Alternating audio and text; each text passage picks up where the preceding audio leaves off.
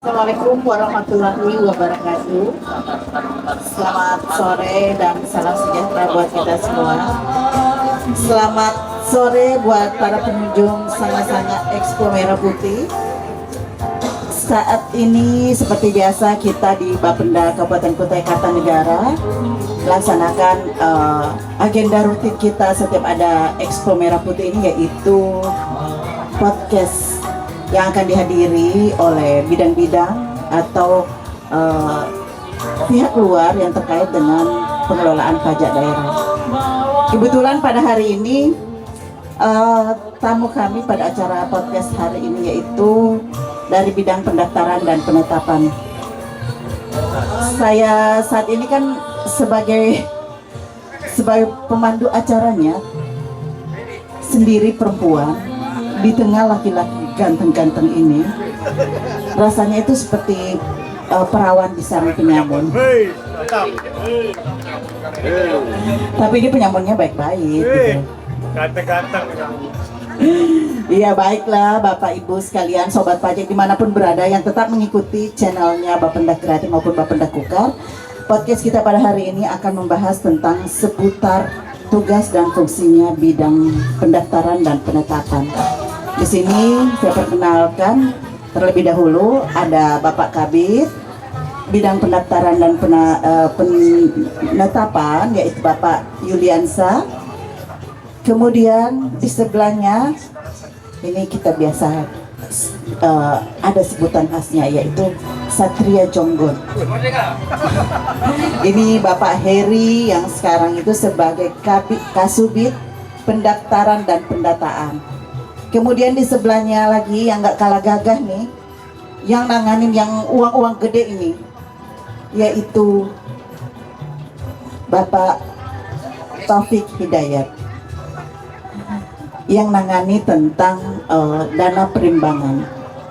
Baik Bapak, gimana kabarnya Pak Yul beserta teman-teman dari bidang pendaftaran dan penetapan nih?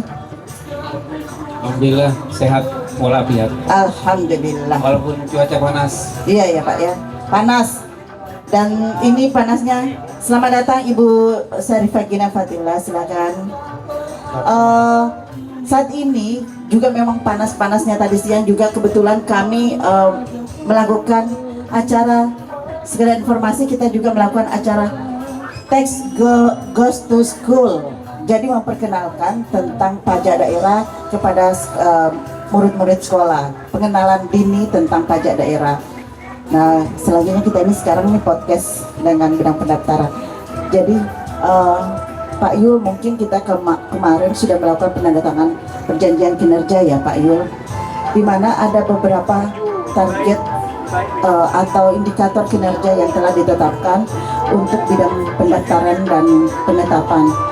Salah satu mungkin Bapak bisa menjelaskan secara umum tentang apa sih yang dijadikan tugas dan fungsinya bidang pendaftaran tahun 2024 ini yang menjadi sasaran kinerjanya. Kira-kira apa ya Bu? Ya Pak Yul. Silakan Pak. Terima kasih Bu Hana. Assalamualaikum warahmatullahi wabarakatuh. Waalaikumsalam. Yang saya hormati dan saya banggakan, kemudian juga saya banggakan juga keluarga Sanga-Sanga yang saat ini masih stay di Expo Merah Putih Sanga-Sanga. Baik Bu Ana, yang terkait dengan penandatanganan PK penilaian mengenai kinerja, perjanjian kinerja yang baru kita tanda tangani bersama, yang diketahui oleh Pak Kepala Badan sendiri, khususnya untuk bidang pendaftaran dan penetapan. Ini memang untuk Kabid pendaftaran dan penetapan ini adalah turunan dari eselon 2 dari Kepala Badan ke eselon 3 ya. Dan secara garis besarnya untuk eselon 3 di bidang pendaftaran dan penetapan ini ada dua, yang secara garis besarnya yang global adalah tingkat kepatuhan WP dan ketepatan penetapan dana bagi hasil. Nah ini nanti akan diturunkan lagi ke eselon 4-nya yang akan menjabarkan ke staf-staf yang ada di bidang pendaftaran dan penetapan. Dan untuk diketahui bahwa untuk perjanjian kinerja ini memang sudah ditetapkan 2024 ini sesuai dengan renstra yang ada, itu masing-masing bidang sudah mempunyai tupoksi ataupun kegiatan yang ada di bidang masing-masing. Dan ini diharapkan ke depannya nanti dengan adanya perjanjian kinerja ini kita tetap mengacu pada renstra yang sudah yang ada dilakukan. Dan mudah-mudahan apa yang menjadi perjanjian kinerja yang sudah ditetapkan ini bisa kami lakukan dan jalankan, khususnya di bidang pendaftaran dan penetapan. Nanti mungkin secara rinci dari masing-masing eselon 4 bisa memaparkan apa kegiatan-kegiatan selanjutnya yang secara garis besar sudah saya jelaskan tadi, dan secara detailnya nanti turunan ke stafnya oleh Pak eselon 4. Mungkin itu sementara Bu Ana, terima kasih. Baik Pak Yul. Jadi untuk di bidang pendaftaran sendiri terkait dengan kepatuhan wajib pajak dan juga tentang ketepatan perhitungan dana bagi hasil gitu ya Pak. Nah ini nanti diturunkan kepada pejabat eselon 4-nya. Terkait dengan kepatuhan wajib pajak ini, kita tahu bahwa wajib pajak kita ini banyak. Kira-kira di Pak Heri sendiri, apa sih yang menjadi target terkait dengan bagaimana meningkatkan kepatuhan wajib pajak itu sendiri? Silakan Pak Heri. Bismillahirrahmanirrahim. Assalamualaikum warahmatullahi wabarakatuh. Terima kasih atas waktunya pengunjung Expo Sana-Sana yang sama-sama kita hormati dan kita banggakan. Sebelum saya menjawab daripada pertanyaan Bu Ana tadi, mungkin saya ingin aspek ke belakang dulu terkait dengan sebelum ditetapkannya daripada PK kita tadi yang disampaikan oleh Pak Ilo tadi. Memang sebelum ditetapkan PK itu ada yang namanya renstra tadi Pak ya. Nah setelah itu nanti baru dibuatkan. Nah sebenarnya ini merujuk juga kepada tupoksi yang ada di bidang pendaftaran dan pendataan. Nah terkait dengan tadi yang pertanyaan Bu Ana terkait dengan tingkat kepatuhan tadi, memang kalau kita lihat di tahun 2023 kemarin itu tingkat kepatuhan wajib pajak kita baru 19%. Nah harapan kita untuk di tahun ini itu nanti menjadi 60%. Harapannya seperti itu karena itu udah tertuang di PK kepala bidang kami tadi sudah disampaikan, itu juga yang dimaui oleh kepala badan. Nah oleh sebab itu ada beberapa langkah yang akan kami lakukan nanti untuk mencapai tingkat kepatuhan yang 60% tadi.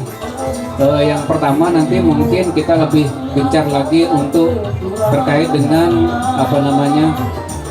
penyampaian surat teguran. Ya surat teguran karena di target kita pada tahun ini itu surat teguran yang harus kita sampaikan kepada wajib pajak yang belum menyampaikan data itu kurang lebih 1.000 Bu untuk tahun ini, kurang lebih untuk 9 jenis pajak karena kalau PBB lain sendiri dia. Nah untuk itu terkait dengan itu juga nanti ada kita terkait dengan pemutahiran Bu, pemutahiran data wajib pajak khususnya juga untuk PBB. Karena kalau saya lihat di data di sistem kita di Sismio kemarin untuk realisasi PBB untuk di Sana-Sana alhamdulillah Bu itu sudah mencapai 72% realisasinya Bu. Jadi tingkat realisasinya lumayan tinggi dibanding dengan mungkin di kecamatan lain.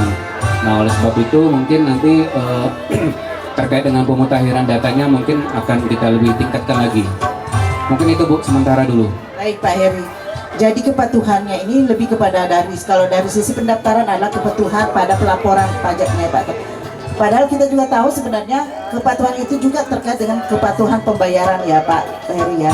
Nah baik, kalau tadi disampaikan bahwa kepatuhan ini kemudian disampaikan surat teguran, selain itu juga ada pemutakhiran data Pak ya. Nah saat ini kalau melihat dari realisasi PBB yang sangat-sangat PBB ya, yang sangat-sangat itu merupakan realisasi yang tertinggi. Kira-kira ke depannya ini kan kita harusnya tahu ketika realisasi tinggi, kita sudah tahu kira-kira mekanisme apa yang dijalankan oleh pemerintah atau warga sangat-sangat, apakah mereka lebih patuh atau lebih paham tentang pajak daerah atau gimana dibanding dengan daerah-daerah lainnya yang ada di Kukar. Seperti apa Pak Heri? Terima kasih. Terkait dengan PBB tadi, memang kita nanti ke depan selain kita melakukan pemutakhiran, mungkin nanti juga kita meningkatkan kesadaran wajib pajak melalui sosialisasi yang ada, terus tata cara pembayaran secara online, karena beberapa mohon maaf kasus yang kita temukan terkadang sebenarnya wajib pajak ini mau saja membayar, tetapi ketika mekanismenya tadi mungkin agak berbelit, terus jaringan kita juga kan terkadang terganggu, jadi sehingga untuk pembayaran secara online ya mungkin agak terganggu. Nah oleh sebab itu nanti mungkin ke depan kita menginginkan nanti sosialisasi akan lebih masif lagi sehingga wajib pajak lebih sadar dengan kewajibannya. Jadi sebenarnya ini terkait dengan kepatuhan ini juga merupakan kolaborasi semua bidang yang ada di Bapenda ya Pak Heri, karena tidak semata-mata kepatuhan itu naik, tapi harus ada juga hal-hal yang lain yang dilakukan oleh bidang lain mungkin yang secara terintegrasi dengan semua bidang yang ada di Bapenda, sehingga kita berharap bahwa itu akan meningkatkan kepatuhan wajib pajak itu sendiri. Seperti itu. Baik, kemudian saya akan lanjut ke Pak Upik nih, perihal dengan dana perimbangan. Kita tahu bahwa pembiayaan atau pendapatan kita paling besar itu berasal dari dana perimbangan atau sekarang disebut dana transfer ya Pak Upik ya. Ya betul. Nah, dana transfer kalau tahun ini kira-kira target kita terkait dana transfer itu berapa Pak? Perhitungannya kira-kira kita nanti tahun ini dapat berapa kira-kira Pak Upik? Ya, Assalamualaikum warahmatullahi wabarakatuh. Selamat sore untuk warga Sanga-Sanga yang saya hormati, Bang. Kelihatannya sangat antusias menonton kami di sebelah. Terima kasih Bapak Ibu. Ya, berkaitan dengan target kita untuk 2024 sesuai dengan perjanjian kinerja kita kemarin, yaitu kita menarikkan sekitar 96%. 96%. Tapi tetap kita berusaha untuk mencapai 100%. Ya. Nah, langkah-langkah kita ya termasuk melakukan berkoordinasi dengan kementerian terkait, termasuk kita melakukan rekonsiliasi terkait investor yang ada. Kita upayakan agar sesuai dengan apa yang kita harapkan. Juga termasuk kita melakukan Zoom meeting dengan kementerian sejauh mana sudah pendapatan kita per triwulan. Ya, yang terkait itu 100% tadi itu. Dan informasi apa yang terbaru agar kita dapat memenuhi apa yang diharapkan oleh pihak kementerian, yang termasuk laporan yang dibutuhkan, apapun yang dibutuhkan kita siap memenuhi. Betul. Jadi sebenarnya dana transfer ini memang hak kita yang kemungkinan sebenarnya itu sudah menjadi hak ya Pak Upik ya. Ya betul. Tapi tidak serta-merta kan kita peroleh kan. Ya, tidak semudah itu. Tidak semudah itu bahwa kita sudah sekian nih nanti kita dapat ya. Tapi ada upaya-upaya yang harus dilakukan sehingga dana itu bisa segera atau bisa misalnya ditargetkan sekian tapi bisa melampaui target yang sebenarnya dengan pendekatan-pendekatan kepada serta dengan kelengkapan-kelengkapan informasi yang diperoleh dari kementerian gitu ya Pak Upik. Ya betul. Jadi para pemirsa Expo Merah Putih Sanga-Sanga, jadi di sini kami Bapenda selain mengurusin pajak daerah juga mengurusi tentang dana perimbangan, karena memang ini adalah lebih kepada kolaborasi antara Bapenda dengan BPKAD ya. Ya betul. Jadi kita juga ikut mengambil peran dalam bagaimana dana transfer tadi ini bisa segera ditransferkan ke daerah sehingga dapat menjadi anggaran untuk pembiayaan kegiatan-kegiatan yang ada di Kukar ya, seperti itu ya. Pak Upik, bagaimana apakah pesimis, apakah optimis bahwa kita tahun ini masih seperti tahun 2023, karena kita tahu tahun 2023 anggaran kita itu sangat berlebih gitu ya. Nah, bagaimana kira-kira di tahun 2024? Untuk 2024 mungkin kurang lebihnya sama dengan 2023, walaupun agak penurunan untuk di harga batubara, tapi insya Allah akan tetap sama di 2023. Gitu ya. Jadi memang kalau kita lihat ini dana transfer kita ini tergantung pada naik turunnya harga batu bara, Ya, betul. naik turunnya harga minyak dan gas gitu ya. Jadi memang tidak serta tidak kita lihat hanya orang kenapa kita dapat sedikit, kenapa dapat banyak, itu tergantung pada apa tadi itu harga acuan batu bara ya. Ya, harga batu bara acuannya. HBA gitu.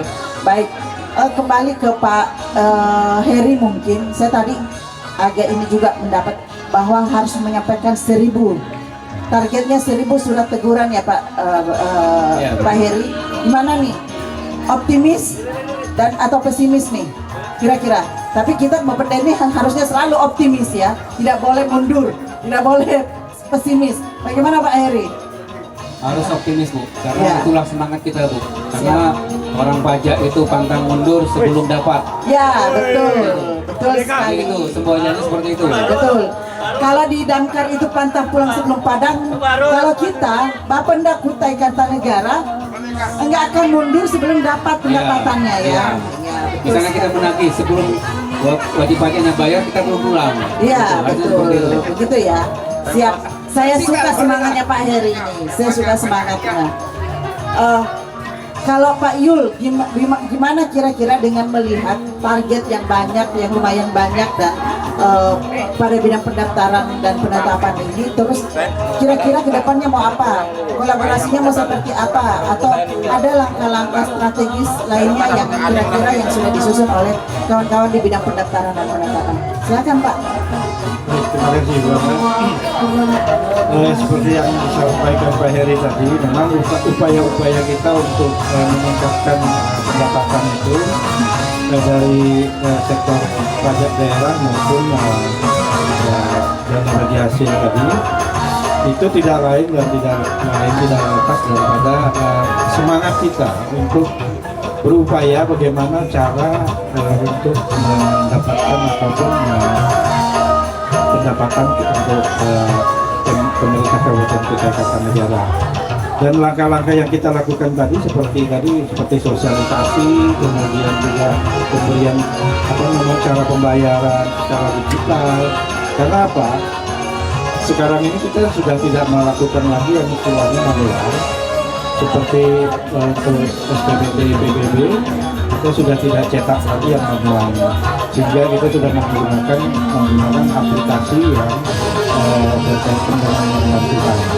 Nah, kalau kita kaitkan dengan SPBT, PBB tadi, memang ini perlu lebih giat lagi kita sosialisasikan, karena banyak daerah-daerah yang ada di daerah hulu atau pedalaman situ masih mengharapkan yang ada kertas kuning ya, fisiknya yang seperti kertas kuning itu, sehingga mereka bertanya, loh sekarang udah ada lagi. Nah, kita harapkan ke depan itu memang perlu lebih giat lagi sosialisasi untuk pemahaman kepada warga KWP terkait masalah PBB P2 ini. Ini tidak lain karena apa? Kalau dari PBB sendiri, dari jumlah ketetapan yang ditetapkan itu 170.000 dan proses atau realisasinya baru sekitar 33.000 saja. Nah, ini akan menjadi cambuk bagi kami untuk berupaya ke depannya atur setelah kita ingin kembali agar masyarakat itu paham terkait masalah PBB maupun cara pembayarannya. Demikian, terima kasih. Terima kasih Pak Yul. Waduh, ini kalau namanya berbicara tentang pendapatan daerah itu, berbicara pajak daerah, berbicara tentang dana transfer, ini tidak akan ada waktu yang cukup ya. Jadi karena selalu akan berkembang ya sesuai dengan regulasi yang ada. Baik, sepertinya waktu kita memang yang terbatas pada podcast ini. Cuma sebelum saya tutup, saya pengen dengar closing statement perihal optimisme kita sendiri selaku Badan Pendapatan Daerah, bagaimana untuk mencapai target yang kita tetapkan pada tahun ini. Silakan Pak Yul. kira-kira closing statementnya untuk tahun ini apa nih? Ya, untuk tahun 2024 ini memang jumlah target kita itu 190 miliar dengan baik pajak daerah maupun PBB P2 dan BPHTB.